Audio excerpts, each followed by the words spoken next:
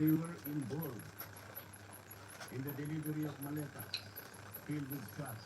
Ay, money. Reportedly under the orders of Saldico. Sila po ay nagpahayag ng kanilang mga nalalaman tungkol dito sa malupit na pandarambong sa kaban ng bayan. Nabanggit nilang huli ang 30 Tamarind Street sa South Forbes Park. Gayon din ang 14 at 41 Naray Street. Nabanggit din ang opisina ni Saldico sa House of Representatives at bahay daw sa Aguado sa harap ng Malacanang. Kinumpirma rin nila na totoo ang mga inihayag ni Orly Gutesa sa nakalipas na pagdinig ng komite.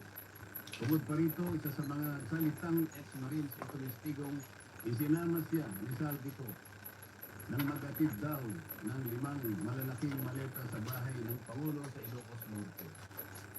Dahil sa kanyang pahayag, si Congressman